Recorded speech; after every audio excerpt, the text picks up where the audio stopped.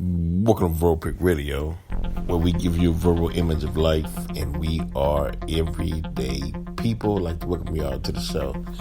Like, if you noticed and you saw my social media, I took a picture while I was watching the debate between Kamala Harris and Mike Pence, and there was a fly that flew on Mike Pence's head.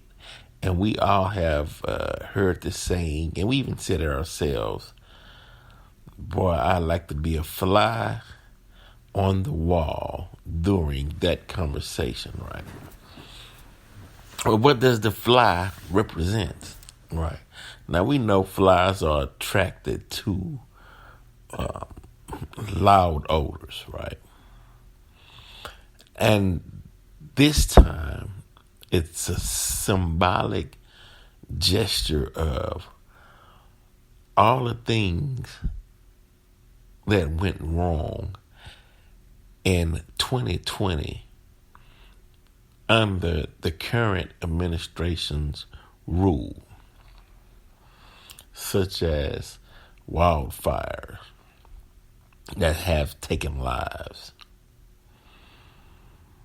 hurricanes that have taken lives, the COVID-19 coronavirus that has taken over 210,000 lives. So it's representing the stench of the current administration's rule and how it affected the American people. All right. The racism, all the injustice and the police brutality. There's a fly in the room. The fly flew over and landed on Mike Pence's head. Now, the fly had a choice of where he wanted to land. Could have landed on Kamala Harris, but I didn't see that. The fly went and chose, this one here, this one here, this one here, this vice president, this one here is spewing out the most stench that the fly rested comfortably on top of his head. I was like, wow, do you see this? The fly is chilling. It's comfortable. Mike Pence didn't even know that the fly was there. It stayed there for a minute. Then it left. But it stayed there so you could notice that it was there. So when he was trying to answer certain questions, the fly was like, pile it on, come pile on the BS, although both of them didn't answer the questions correctly or didn't go into detail. They skirted around certain questions, but politicians are known for that, and they perfected that skill.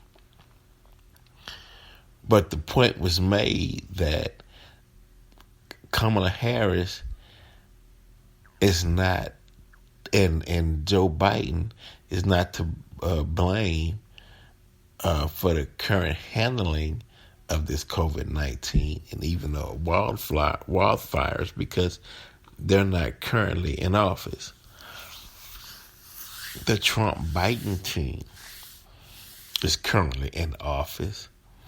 And if Joe Biden and Kamala Harris happens to win the election and they're faced with a task, which I'm sure they will be, if their response is not adequate, if their response doesn't heal or help or improve a situation, then the fly let them know as well. You know, you stunk it up. You know, you had an opportunity. You dropped the ball. You went out there and stunk up the play. So, and it should be pointed out. Now, one reason is the fact that when Barack Obama was in office and you heard Pence brung up the Obama regime. When Obama was in office, and I even heard black people say this quite a few times, Barack Obama was not the president of black people. Barack Obama was the president for all of America. Although we'd like to see him do more while he was in office to make sure the injustice and the police brutality would stop, that he, I don't know, put some measures in place, make the penalty for an officer who murders a person in cold blood while unarmed, have that penalty severe in this sense, because we're talking about human lives. But, the defense was he's not the president of just black people. He was the president of all America. But Trump gets in office, and Trump lets you know he's first and foremost for white Americans. Then what's ever left on the table, then we'll divvy it up between the rest of the non-whites, right? You hear Trump claim plainly he's for the red states and not too concerned with the blue states. Divided the country up. That's another reason why the fly was there. You divided up America between red and blue, and you only concerned with the red. To hell with the blue. All right? We're not trying to unify. It's either you're going my way down this highway or get out the car. That's Trump method. So therefore, you had the fly in the room. The fly probably been on the wall. The fly could have came in, rode in with Pence in the vehicle. The fly could have been on the wall at the White House listening, And so since the fly can't speak, he came in, made a gesture like, hey, if you buying this, hell, I got a wooden nickel to sell you, for $500, and it was made out of George Washington's wooden teeth, albeit most of his teeth came out of the mouths of slaves that they took out the slave mouths and shoved it in George Washington's mouth. But so be it. The fly's like, yeah, if you buying what he's saying, I got some wooden nickels to sell you, And not to say that Kamala gets off scot-free, because her record as a prosecutor and locking up black men and black women, although they know how dire the systemic racism is within just the system, the fabric of America, where the penalty should have been less harsh and more education, because education is the key, and it's ways that you can monitor and make sure that the said person who perpetrated said crime, there's things in place that you can make sure that they completed whatever educational assignment that the court would deem beneficial for not only the person who perpetrated the crime, but also society. I mean, it's ways to make things happen if you truly care. So nobody's off scot-free. I'm just simply saying the fly chose the head that it wanted to sit on. The fly chose the head that it wanted to point out. That fly spoke volumes. Because we know what attract flies.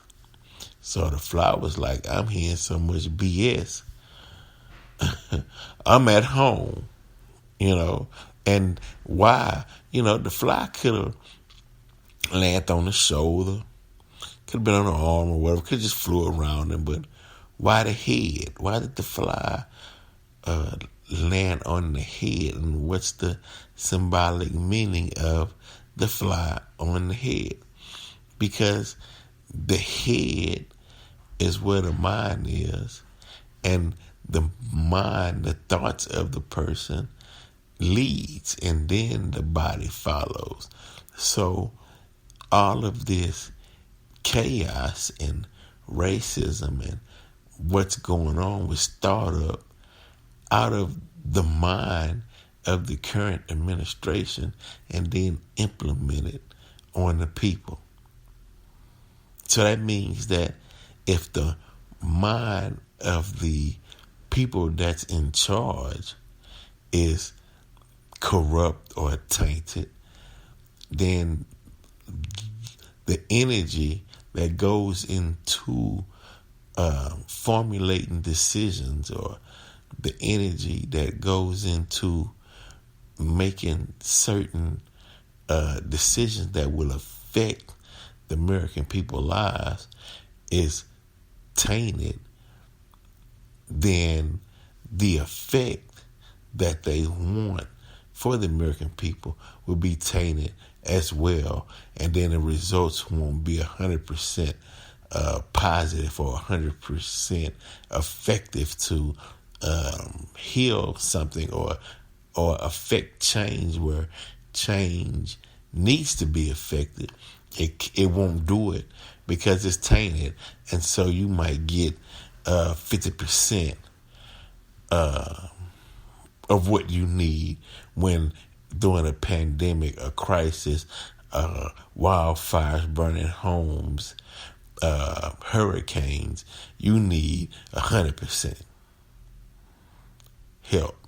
You don't need half help. And that's why the people saying, well, what about the second stimulus? You pull out the talk from the second stimulus and saying, okay, well, you basically saying, if you elect me in office, and then I give you a nice stimulus right now, but hold your breath until I win again as an incentive to put him back in, using it as leverage. He's using the stimulus package as leverage for votes.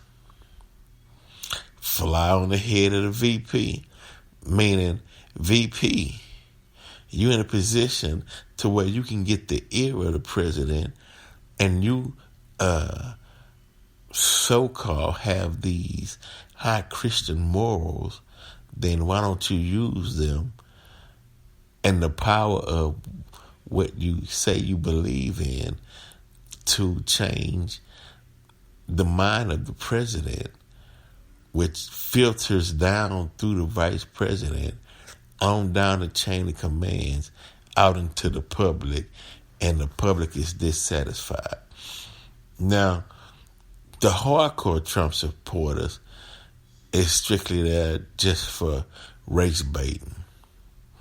They not worried about the economy. They not worried about this COVID and protecting themselves or wearing masks. They're not worried about anything but hatred for black and brown people in America. That's the glue that keeps them bonded to Donald Trump. And Donald Trump knows it. He's not going to talk about his base if he wants to do another 4-year terms in the White House. He's not going to say anything about his base, and they asking Trump, well, will you deny white supremacy? Will you deny this organization? Will you deny? He like, why would I deny when I'm guaranteed 100% of their votes? That's my base. I'm not saying anything about my base. I'm finna deny them and hurt my chances of getting back into the White House. You know, no, he's saying that the only reason they would stick with me, that's why he said, man, I can stand on Fifth Avenue and shoot somebody and not lose a vote or a follower, because he's speaking their language. They love Trump. They will follow Trump to the end as long as his whole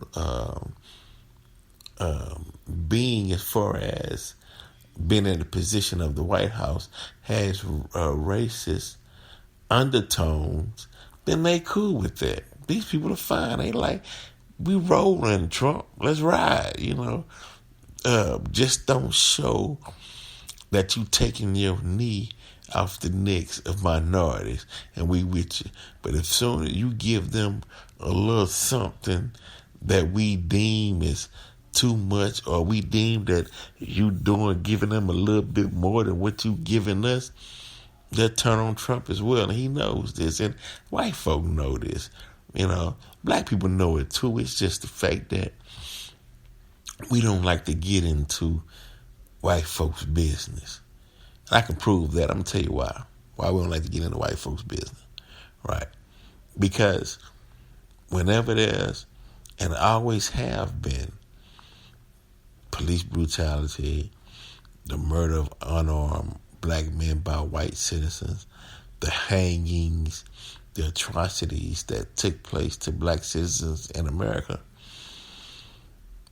the leader of the churches, preachers, reverends, what have you, always will come to black people and convince black people to love and respect their enemies. They never take that message to the white congregation and preach and teach the white congregation on how to love black people. They're not going to do it. I don't want to say they're not going to do it. Hasn't been done. You know, meaning you black preachers, you have the Bible. White pastor, you have the Bible. That black preacher needs to go into their white congregation every Sunday and preach the Christian word to the white congregations around America until they remove the hate and the racism in their heart for black and brown people in America. But we're not interested in getting in white affairs. We take that message to the black congregation and say, yeah, I know what they did was wrong. I know they killed your uncle. I know they killed your grandpa. I know they killed your father. But we got to forgive. We have to turn the other cheek, because if we don't, we'll wind up just like them. And there you have it. Instead of taking that message down the street, saying, look, Pastor, you need to talk to your people, because murdering human beings is not the Christian way. Let's sit down and deal with this issue. So, once again, we're not concerned with white affairs. Right. We're too busy trying to police and maintain ourselves. So, the fly on the wall, right? The fly on Mike Pence's head symbolically spoke volumes, right? That fly on Pence's head will reflect the year 2020. And the fly spoke. 2020 stunk so bad that the fly had to fly in and land on the VP's head as a symbolic gesture stating that 2020 stunk to high heaven. And a lot of decisions that came out of the minds of the current administrations was jacked up. Vote Pick Radio. We're out.